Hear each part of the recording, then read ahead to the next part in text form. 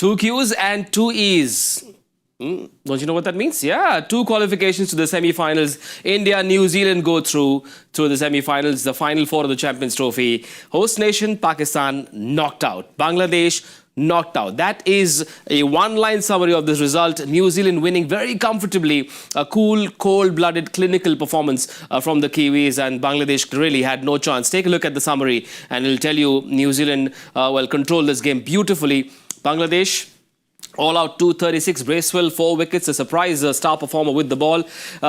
Hussain Shanto, the captain Nazmul Hussain Shanto, yes, he scored 77, but he ran out of partners. Jakar Ali's 45. Well, tried to give Bangladesh some respectability, but it was never going to be enough. A comfortable win and a debut Champions Trophy 100 for Rachin Ravindra, who, well, is growing in reputation with each game. Parthiv Patel, Dinesh Karthik in the house. Very happy to see an early finish. And in the end, goodbye to Pakistan. Pakistan eliminated, something that we expected post the way they played yesterday. You don't expect Bangladesh to surprise New Zealand with the way they are playing. It's sad, but I think it's the right result considering these two teams have been the best in this group without a doubt. New Zealand, again, playing clinical cricket, understanding what needs to be done on a pitch like this, but going out there and making sure it's done is what good teams do. A couple of early wickets might have scared other brittle teams, but not New Zealand. They are here and they mean serious business in this tournament. I mean, to be fair to Bangladesh, I thought they started really well. Yeah. You know, I thought Taskin Ahmed bowled really well. Rana, which we all wanted him to play first game, also bowled really well. Took a couple of good wickets, and I think that's something which Bangladesh could have built onto. But like DK said, the good teams, they actually, even they are in trouble, they find a way to win games. And New Zealand is actually a good team who has actually won a lot of games in last few months. So they found a way. Obviously, Rachin Ravindra has been a revolution for them, the way he has batted after an injury, what happened to him in Pakistan. Conway came in and opened the innings, so Rachin Ravindra has to come and bat at number 4. Tom Latham has been a former captain. He understands the situation of the game. They both, I thought, absorbed the pressure really well, and at India, and they needed those 2 points to knock Pakistan out. Well, the Pacers, Rana and Taskin did give New Zealand a scare, 2 down in very quick time in the 4th over, and we thought maybe there is an opening, but not when Rachin Ravindra is there. He's a bit like a sponge, absorbs pressure beautifully, as Parthiv said, and he seems to enjoy the big stage. 100 on World Cup debut, 100 on Champions Trophy debut. This is his 4th of his career, and this one will have pleased him a great deal. Considering how the week has transpired for him. Yeah. He came in good form, got injured while taking a catch, didn't play the game after, and then because of how the 11 was structured, didn't find a place in the 11 even when he was fit. Now that was sad because he's been a real good player. Devon Conway coming in before and just batting so well that they had to fit him in. It so happens that he comes in place of Daryl Mitchell, who's out of illness, and it's good to see him grab an opportunity, and that is what sport is all about. When you get an opportunity, grab it with both your hands, and that's exactly what Rachin Ravindra did today. We can speak about his shot making, very good, very strong on the leg side, some of the drives, lovely. Yes, he was a bit lucky, a run out, a couple of catches being dropped, but all in all, the way he batted showed the confidence he has. Yeah. And when you come from New Zealand, the one place that you always tend to want to do well is in Asia, subcontinent conditions. Yeah. And it was really nice to see him go out there and dominate the way he did. Unperturbed and unfazed in whatever the situation is. He seems to have this really quiet confidence about him, and he goes about his innings in a very busy way. 58 singles today. Yeah, actually he wasn't supposed to bat at number 4 in this tournament. He was actually designated opener. But because he got injured, Devon Conway had to come in. Daryl Mitchell is injured now, so he got a chance to bat at number 4. But someone who has a technique like that, the number doesn't matter. He doesn't change his game that much. And obviously, he is a left-hander, so left-hander has that kind of a flair square of the wicket. That's exactly what Rachin Ravindra has. Very, very good hands also, and plays spin really well, which we saw even against India when here playing on a turning wicket. But here ball wasn't spinning that much, but he was still very good with using his feet and using the depth of the crease as well. We saw a lot of back foot shots. So it was very clear with his plans, and obviously he was picking up the length very quickly. That's why he could execute those shots there. If you just put up that graphic, you'll see that his 2 big strengths are obviously cover drive. Yeah. 43 runs, 75 runs almost coming from the offside. Yep. And the flick, the 20 runs that you see there, he's stuck to his strengths. You can also say Bangladesh probably gave a little bit of width, but I'm sure he converted a lot of it. But in front of the wicket is where his strength is. He almost has a good, strong front press and comes hard at the ball. And that's how he looks to hit a lot more down the ground. And it was good to see him back his strengths and execute that in conditions which is very alien to him. More experienced players from Pakistan and Bangladesh in this tournament have struggled to get going with the singles in the middle overs. That's where they find themselves in a hole. Not so much for Rachin Ravindra. And someone who can bat up the order, can bat at number 4 and be equally effective with different gears just tells you that this guy is in it for the long haul. Even in the World Cup in 23, he rotated strike beautifully. Yeah. He could hit boundaries, as I said, a lot more stronger down the ground. He's not the most powerful person, but he hits good shots down the ground. Yeah. Good, solid, strong shots holding his shape, which is very important as a top-order batsman. But today, rotating strike was a little bit easier because of the dew. It was nicely coming onto the bat, so he was using the pace of the ball. It's only when the pitch is slow that you need more skill. You need to wait on it. You need to meet the ball, or rather the interception points needs to be either fully in front or right at the back. You can't bat half-cocked and just look to take singles on both sides of the wicket, which is what Rachin Ravindra did really well today. Good player of spin. Yeah. Parthiv was bang on when he said that, because he can rotate strike, use his wrists nicely like a subcontinental player, and that's always a nice skill to have and a trait to watch. Yes, we've had Stephen Fleming and Martin Crowe, greats from New Zealand cricket, who are pretty good players of spin bowling. But as he said, it's in his DNA to be able to bowl spin well. There's also a certain intelligence in his cricket. He doesn't seem to play rank bad random shots.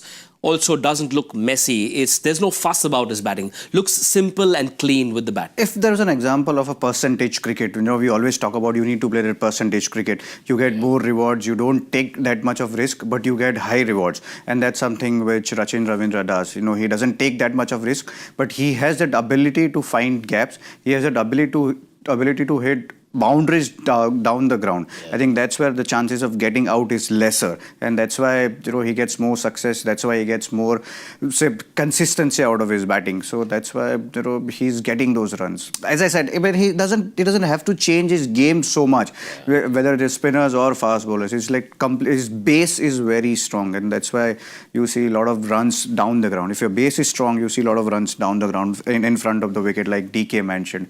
So obviously it's great to see that someone making a comeback and scoring that 100. Very pleasing to the eye as well. Fast building a reputation as a complete package. Rachin Ravindra. There was a 129-run partnership between Rachin Ravindra and Tom Latham. Consecutive innings of 50 plus. He scored a 50 in that tri-series final. An unbeaten 100 in that first game against Pakistan. And another 50 clearly tells you that when you have form, just hold on to it like dear life and just score as many runs as you can. Make merry while you can. He's a man for crisis in many ways for New Zealand. Comes at exactly the middle of that batting order at number 5. When you have 7 batters, number 5 is a very crucial position to be in. Yeah. But what's beautiful about the way he's batted is how he's absorbed pressure. He realizes what he needs to do in certain situations. Yeah. He is not the most powerful or not the most flamboyant stroke maker. He'll always be very effective. He uses his sweeps really nicely to spinners, cuts and pulls beautifully to the fast bowlers, but sticks to that. Doesn't try to outdo or get too influenced by what's happening at the other end. And that's why under pressure, he's able to calm himself and constantly take New Zealand to a good place before he can explode and play a lot more shots.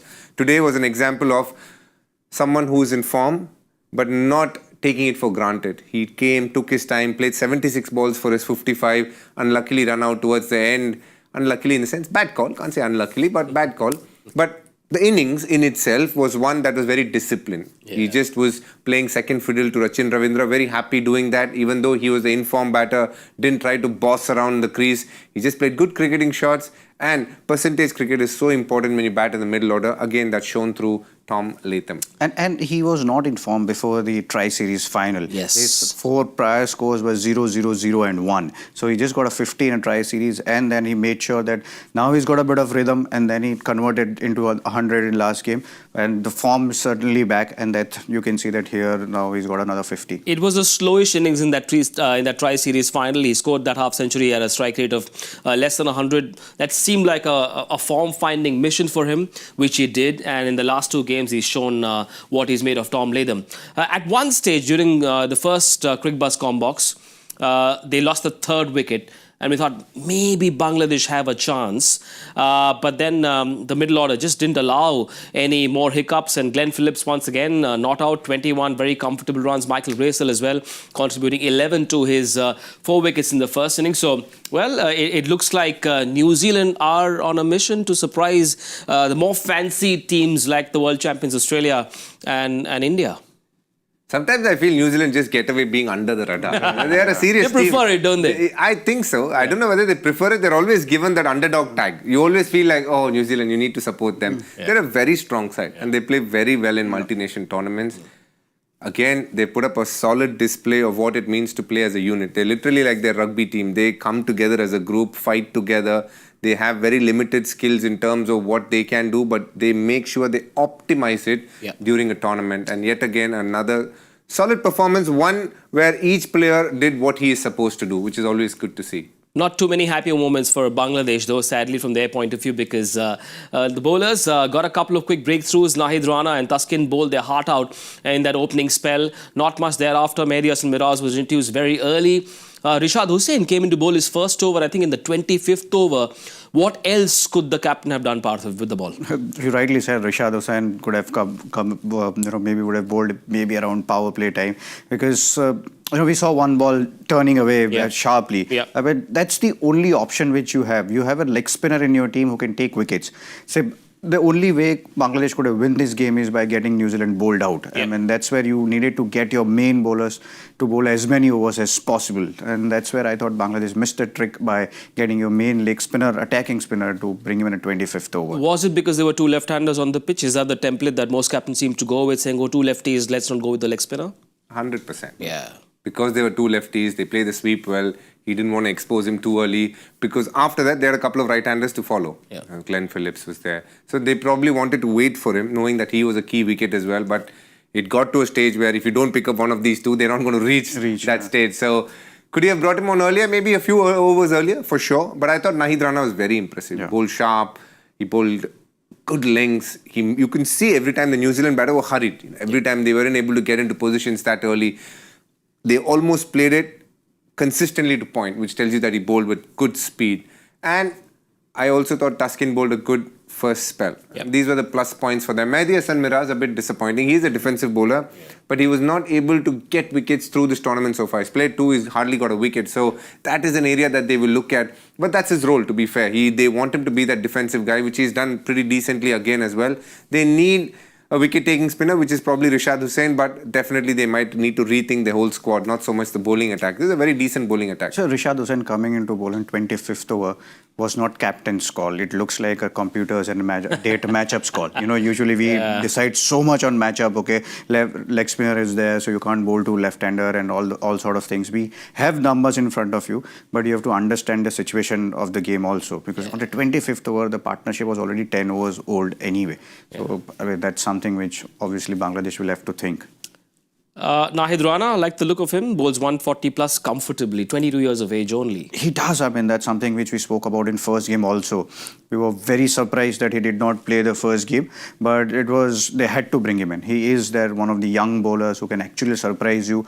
He's got that extra pace. He can swing that ball, and he has heart. We saw him bowling in a test cricket against India. So he has that skill. So obviously, I think Bangladesh needs to, nurture this young talent when they're trying to regroup once again after this tournament gets over. Bangladesh lost to India. They were 35 for 5 at one stage, and it was Tauhid Hridoy really who allowed them a chance. It wasn't good enough. Shubman Gill was on a roll that night, and today it was about Rachin Ravindra helping New Zealand win. 2 losses in a row, and that means Bangladesh have been knocked out. Pakistan have been knocked out as well. So as I said at the start, 2 Qs and 2E, New Zealand, India go through. Bangladesh, Pakistan do have one more game to play, but that game will have no consequences whatsoever on that semi-final equation. Now, Bangladesh find themselves in exactly the same spot they were in 15 months ago in November 2023. Is this the last Bangladesh cricket should be seeing of the two M's, Mushfiqur and Mahmudullah? For the health of their cricket, I would say yes. I think they need to move on, give youngsters chance, and allow them to grow as players. Don't keep chopping and changing. Give them time to grow as players. They have some decent talent. They need to find a way to get Tanzid to fire through the middle a lot more. Tawhid looks a good player. Jakir Ali looks a very decent player. So they've got some talents. It's about making these boys feel at home and that they belong to international cricket and they're backed by the home board. That is very important. But definitely time has come in 2 ODI tournaments across 2 years. If you're not even winning 2 or 3 games, I really think you need to go back to the drawing board and say, okay, you got to swallow the pill and probably move on to newer people, because that is when you will grow as a team. If you hold on to the same players, then you might end up getting the same results. Liton Das, the very talented, very promising Liton Das, was not picked for the Champions Trophy. Let's pull up the Bangladesh squad. Parthiv, in your opinion, who are the players that you reckon should be part of Bangladesh's near future in white ball cricket? See, obviously, Tawhid Hridoy has definitely impressed everyone here. Then Najmul Hussain Shanto, I thought, he's the captain. Then comes Jakir Ali. Then Tanzid Hassan obviously has that talent. He needs to, get some big runs. And then Taskin Ahmed, Rashad Hussain, Nahid Rana, these are the guys, Mehdi Hassan Miraz, these are the guys, they should stay in the squad. And DK rightly said that, go back to drawing room and try and rephrase whatever you want to do, but do not bring back those players again. You have to move on. I mean, that's the problem here. Even when you look at this squad, someone a player gets dropped, Soumya Sarkar comes back into the side. Now, if you're saying that if you're dropping someone, so Liton Das comes back. That's why you cannot build your squad. You already have few players who have played decent amount of one-day cricket. Give someone an under-19 player or under-23 player a 2 series. That's when you will understand how they are growing as a player. You are not going to get anything out of Mahmudullah or say Mushfiqur in future, or Shakibul Hasan, or even if you bring back Liton Das, you're not going to get anything out of it. So that's where I think Bangladesh will have to think and give a longer rope to young players and bring new people. Assuming the 2 veterans go out, do you see different kinds of roles for existing players? Tawhid Hridoy, maybe bat higher up the order, or someone like a Jakir Ali as well, who's been very impressive in the last 2 games? Tawhid Hridoy is batting at number 4. I don't think he needs to go beyond that. Whereas Jakir Ali can probably come up 1 slot. But all these things will happen if other things happen behind. Yeah. In the sense that, who are you removing? What are the new players that you're going to build? Where are they comfortable batting? Those questions are answered by that. It in a way becomes an exercise where it self-answers whatever the question is, but you've got to wait for that to unfold depending on the players that you pick. I suppose we in the studio have discussed Bangladesh cricket more than the Bangladesh Cricket Board has in the recent past. From the BCB, we'll move to what the PCB needs to do. Host nation hosting an ICC tournament after 29 years, and within a week, they're out, knocked out. Is this the worst Pakistan team that we're seeing in recent memory? Pakistan are out. I think that's something which we did not expect it so early in this tournament. But obviously their cricket is not in good health. We all know that they don't have a team which can win tournaments right now. And to be really, just look at this. When the ranking came in for the Champions Trophy, Pakistan was not in top 8. Pakistan is playing this Champions Trophy because they are hosting this tournament. Yeah. So it wasn't an automatic qualification for them. They are qualified only because they are hosting this tournament. Yeah. So that means where Pakistan cricket is right now. They were not in top 8 team. Hence you can see this kind of result from Pakistan. I saw Wasim Akram talk about how one of the selectors in the recent past was a bureaucrat. Hadn't even played first-class cricket. This result and the one in the ODI World Cup has got to hurt them enough for them to want to make those changes. If those changes aren't happening, I suppose it means that these results aren't really hurting them. It's hurting the fans, all right. It's almost a 12-month journey from here on for the 26 T20 World Cup. That is their first mission. They got to see the changes that needs to be made, even if that means letting go of a few senior players. But what we don't know is the kind of talent that exists in Pakistan. When you're not doing well, generally the players who are outside tend to look a lot better, shine brighter. But the fact is that only when you bring them in and give them a decent run will you know. But that Pakistan Cricket Board is in so much turmoil generally that the coaches are changing, sometimes selectors change. So it's very hard for any player to settle down. Everybody at times becomes a tad bit insecure. That could be their problem as well. But if given a run, they have the skill set. But at this moment, in my view, they genuinely lack skill because they have not played good enough cricket under pressure for some time now. You know, on Cricbuzz, we've never had any agendas against any player from any team. But I've got to ask this question because Pakistan cricket is down in the doldrums right now.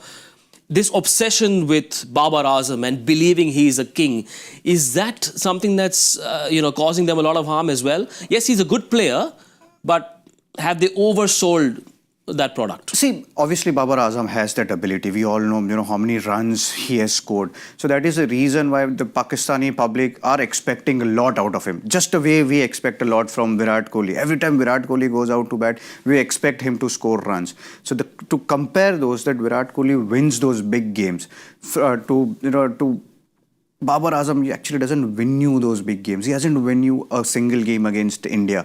So that's where the criticism comes in. Obviously, when you are such a big player, everyone around in your dressing room, everyone around your country would want you to do well, would want you to contribute. But unfortunately, Babar Azam has not been able to contribute as much as he should be doing. I don't think he's doing that much of justice to his talent when you are playing against bigger side or when you're playing against those crucial games. I don't follow the PSL, so I don't really have any empirical evidence or information on the kind of talent there is currently in Pakistan. But it's tough to believe that there aren't other better players in a country that has a long cricketing history and a proud one, surely. There must be talent. It's just that the players who are talented aren't probably given a long run. For example, in the 22 World Cup, there was a player called Mohammad Haris. They rate him very highly. Where is he? There is a bowler called Samiullah, who's a left-arm Chinaman, who played against South Africa, picked up 4 wickets. He's not part of the squad. So there are talents who have just played one match, who have not been backed enough. So that is the issue. And answering your other question, it's a two-part answer. We in Asia, we have a very follower mindset. I'm talking general public. We like to follow people. So we like to follow superstars. So we have what is called the superstar culture. If you see Pakistan as well, if you see India as well, we build superstars and we expect people to follow them, get inspired by them. Even in Bangladesh, you take Tamim Iqbal, you take Shakib Al Hasan, they are superstars because people yearn to look at that big superstar, get inspired and want to do something special. It is how we are built. Yeah. So that is the thing with Pakistan as well. They have built up Babar Azam thinking he is the next big thing. And he came in and started doing really well. But what he's not been able to deal with, according to me, is the burden of expectations. Now, superstars know to deal with that. Yeah. Expectations and pressure almost become your surname. Yeah. You need to know how to handle it. It weighs heavy on you. And that's why the greatest of players have sustained over a long period of time purely because they know how to deal with it day in and day out. They have their moments, but it's never this long that they go without doing well. When I say Babar Azam hasn't done well, he's done well in bits and pieces, but not good enough for the superstar status that he's been given by the public in Pakistan. It's time for Pakistan cricket and their cricketers and the cricket board and their ecosystem to ask tough questions, take a good hard look at themselves and make those changes because, well, world cricket is moving on. Teams like Afghanistan are doing better. The other associate nations will come as well. And the reality is that they are in a tricky spot. Now, let's move on to Group B. This tournament might have another team going through to the semi-finals. It's the top 2 teams of Group B that will be in action tomorrow in Rawalpindi, where we saw New Zealand beat Bangladesh, Australia versus South Africa. Now, Parthiv, for a team like Australia to not have their 3 premier fast bowlers here at the Champions Trophy, in that first game to not have Travis Head and Steve Smith scoring runs, and yet chasing down the highest total in the history of the Champions Trophy, just tells you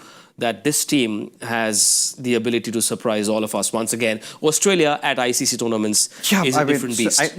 None of us should be surprised the way Australia plays in ICC tournaments. Yeah. They always find a way to win tournaments, to win games. Yeah. Yes, they don't have their main bowlers, but their batting was always stronger. Yeah. And that's where they could chase those 351. Yeah. And that's what you will see from Australia throughout the tournament. They know their bowling is not strong. So if they win the toss, they will bowl first, no matter where they are playing, and they will back themselves to chase down whatever the target is.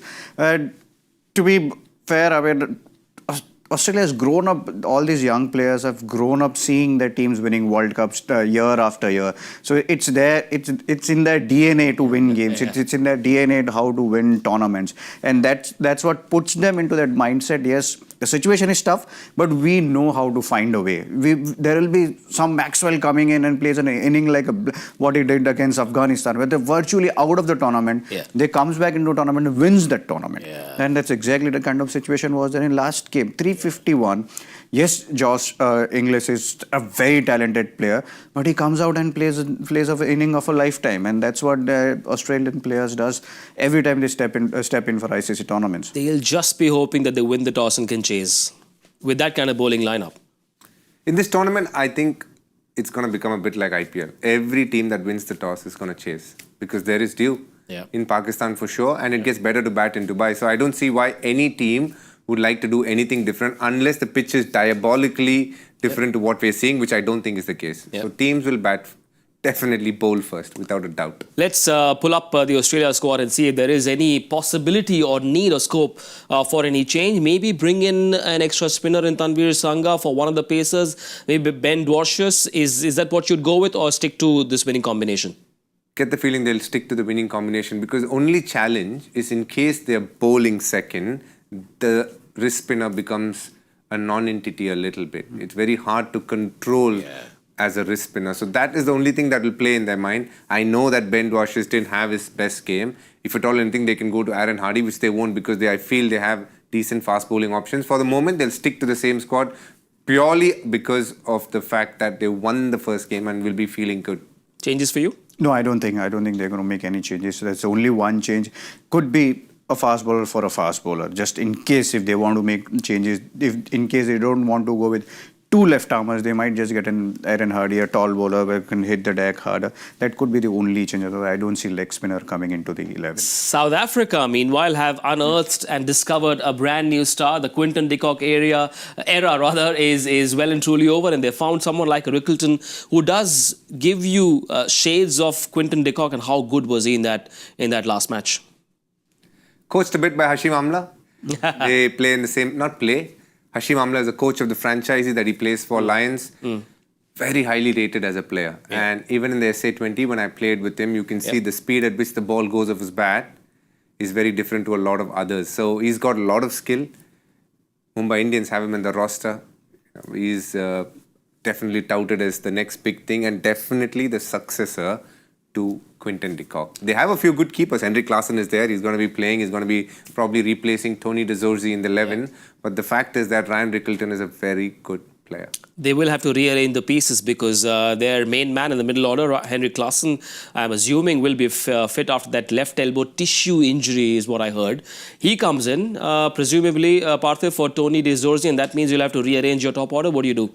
Yeah, I mean, that's what they'll do, and you can see that Temba Bavuma will open for them if Henrik Klaasen comes in.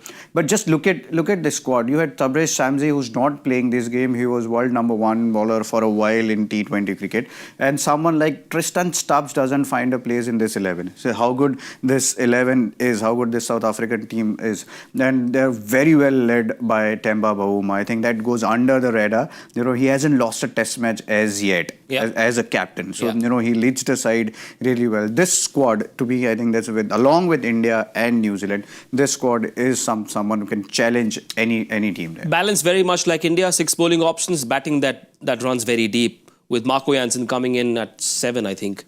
And there's William Mulder as well. Similar looking team with Marco Jansen being that fast bowling all-rounder, but India is the most skilled bowling attack. Sure. South Africa will have an issue with bowling. Okay. They're dependent on a couple of bowlers.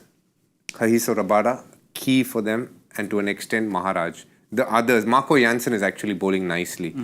Wian Mulder, and then you have Lungi Engidi. These two will be bowlers that you can target if they're having an off day.